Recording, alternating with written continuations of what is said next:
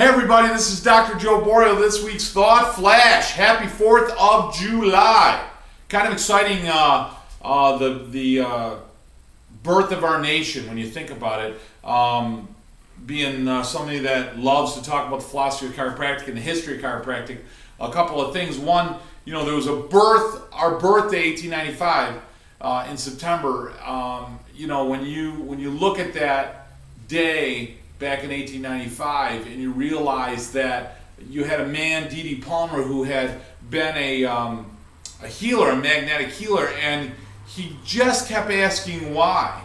One thing I love about the profession, especially in those early days, is you had a renaissance of healthcare. It wasn't just chiropractors at D.D. Palmer. You had Still, you had Mayo, William Mayo, you had many other, Taft, you had all these other great thinkers, all these other great philosophers that were really questioning what health was, and they were questioning what was once vitalistic that became mechanistic, that went really as a renaissance into that vitalistic principle in the late 1800s, early 1900s. I mean, if you read about the history of the Kellogg cereal, if you read about C.W. Post, they had a sanitarium in Michigan that they wanted to do something healthy. They were Seventh-day Adventists, but when you look about their rituals, right? We talk about rituals. When you look about their rituals, and you start to see how these men had this clinic in order to make people healthy, and they talked about diet, and they talked about nutrition, they talked about exercise, they talked about positive mental thoughts, about spiritual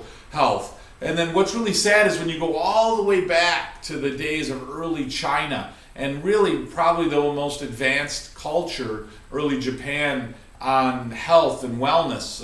They would adjust spines, they would use acupuncture, they would use nutrition, the yin and yang, where there was a balance in your life between work and pleasure, between nutrition and non-nutritious foods. There was always a balance in your spiritual life, your personal life, your business life. So, they were very vitalistic in that viewpoint. It wasn't a mechanistic. They understood that there was something there, some essence of life that was dripped into you, that was God, if you will, the principle of God, or the unitol, in the words of B.J. Palmer.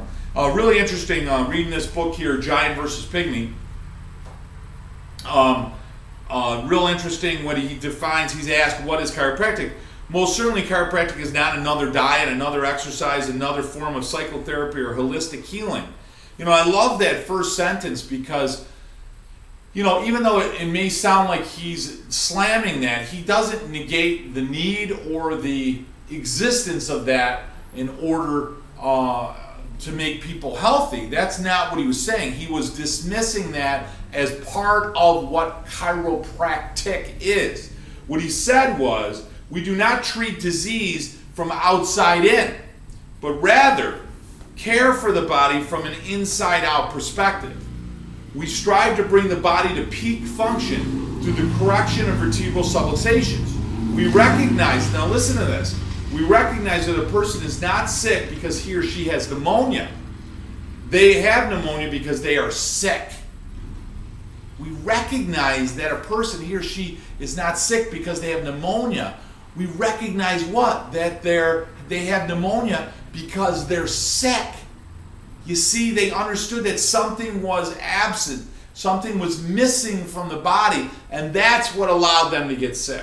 And when you read the words of microbiologists years ago, when they first came up with the germ theory, they step back and say, look, it's not the germ theory, it's not only the germ.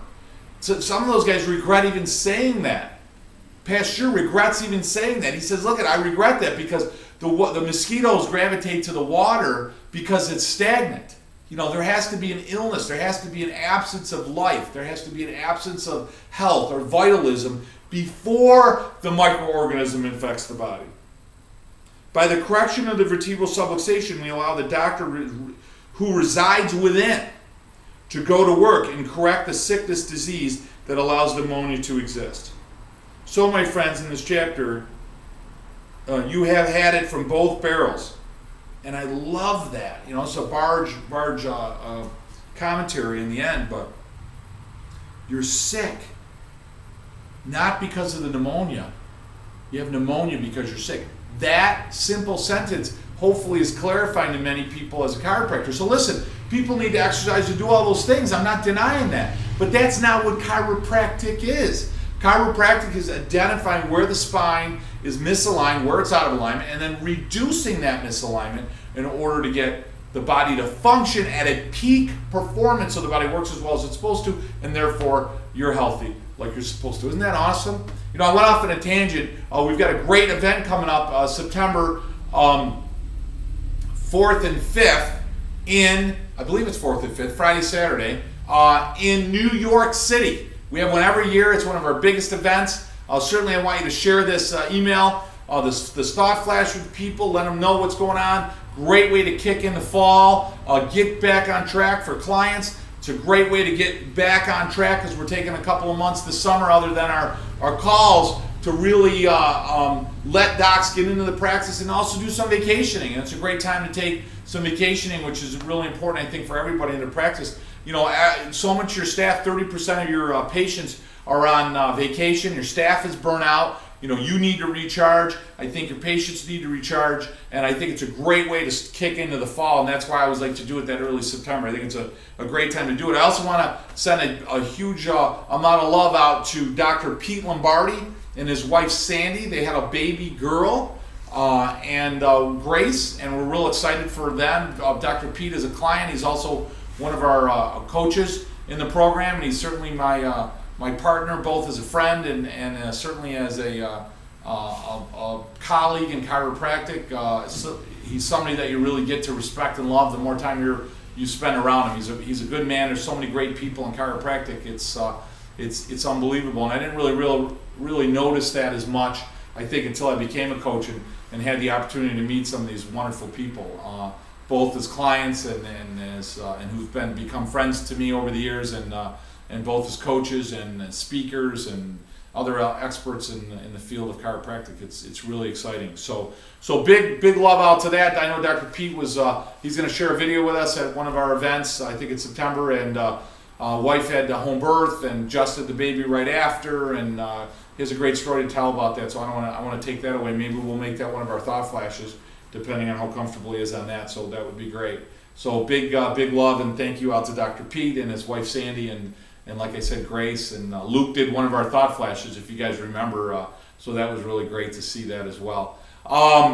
Also, we talked today about making calls. You know, it's really important, guys, that this is a time where people tend to fall off a little bit of that commitment, including chiropractors. So your rituals as a chiropractor, your morning huddles, your afternoon huddles, they're really important.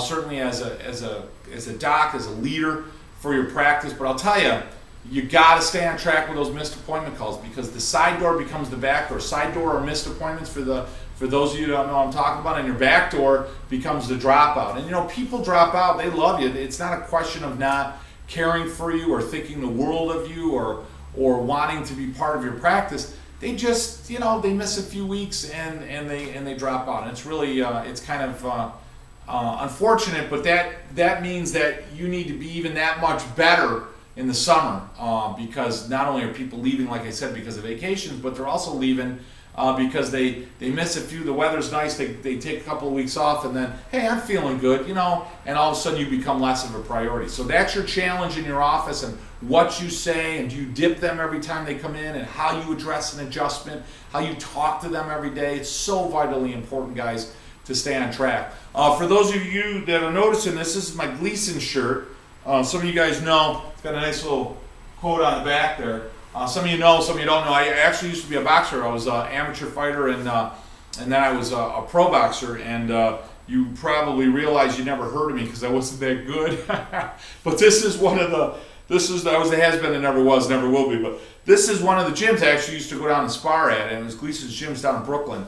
And my kids went down there and they got me this for Father's Day, and we had a tribute for Father's Day last week in our video, so hopefully you saw that. But I love the shirt, and it brings back a lot of memories. It's been a long time since I was down at Gleason's Gym, and a lot of good memories, and there was a lot of great people I met in my experiences, both an amateur and a professional fighter. So I just thought that you know, at that level of competition, I just thought it was fitting. I had it on today, and I wanted to wear it for a thought flash. So it's kind of cool.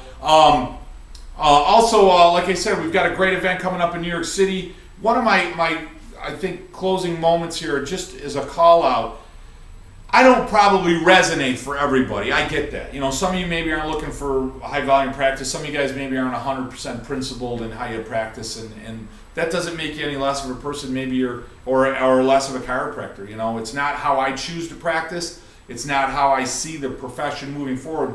But hey, listen, if you got a DC in the end of your name, you're somebody that I still think a lot of, and we are in the same battle. I want to grow Chiropassion Consulting because I want to see successful principle-based chiropractors. I want to see a bunch of chiropractors that can practice chiropractic. That means mom and dad and kids and grandma and grandpa that can love their members, that the members can love the doc, that can be part of a lifetime wellness program and plan. And I love to see that. And I've had that. I've been fortunate enough to have that for many, many years.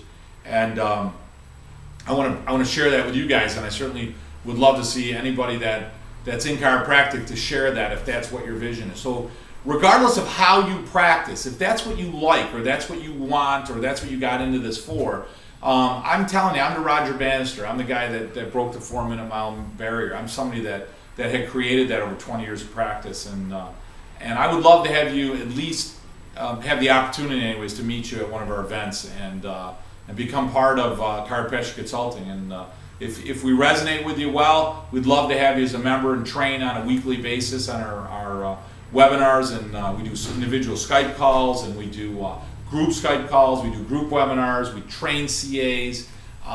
We have our 6 events a year.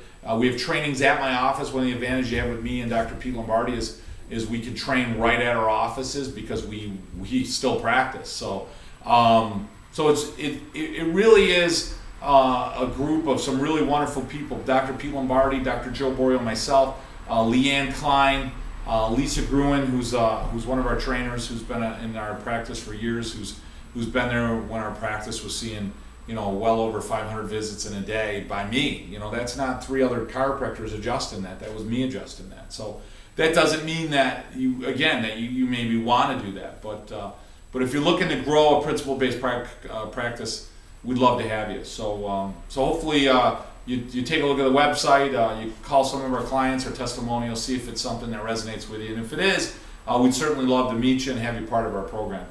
Guys, remember, get out and serve the people that are lying on the table that spend their hard-earned money to come out, explain to them what chiropractic is, every single adjustment.